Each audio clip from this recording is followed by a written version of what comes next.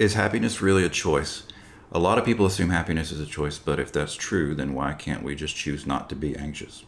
And why can't we just turn off sadness and anger? Now, we've all been told that emotions are things that we can't control, but as a therapist, I've become increasingly skeptical of this.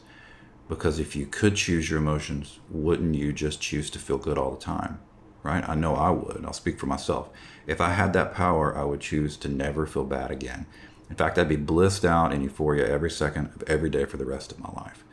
Now, I used to run an office next to a chiropractor, and every morning he would put out one of those sandwich chalkboard signs with the inspirational quotes written on them. And my clients had to walk past the sign to get to my office. And one of his favorites was "Happiness is a choice." And every time he wrote that, it triggered my clients. I mean, frankly, it pissed them off. And I understood why. That statement feels like an insult if you're struggling to feel good. So let's take that and flip it and see if it makes sense. If happiness is a choice, are anxiety and depression choices too? So my clients who are struggling with panic attacks, are they choosing that fear?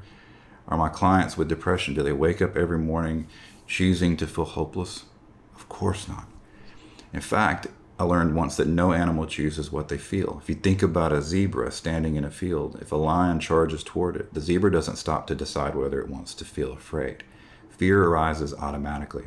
It's a survival mechanism. So if our emotions work the same way, they're driven by the autonomic branch of our nervous system. So notice the prefix there, auto. Our emotions rise automatically. They're involuntary. But many of us grew up hearing things like don't worry, don't be sad, don't be afraid, as if our emotions had some sort of on-off switch. And if you've ever tried to flip that switch, you probably discovered something frustrating. It rarely works. In fact, it often makes things worse, because now you're still feeling the same sadness, anxiety, or anger, but you're also judging yourself for feeling that way. So understanding that emotions are automatic and involuntary changed how I work with clients. I stopped trying to fix their emotions. I felt less pressure to make them go away. And instead, I began to just focus more on something that I believe is more powerful than willpower, and that's awareness. I teach a therapy called constructed awareness, which is built on a simple principle that bringing awareness to your experience changes the experience. So rather than trying to force emotions to be different, CA therapists help people become more aware of what they're experiencing in the moment. And often that awareness becomes the catalyst for change. So is happiness really a choice? I don't think so. In fact, I don't think emotions were ever choices to begin with. But awareness is. And when awareness deepens, experience often changes on its own.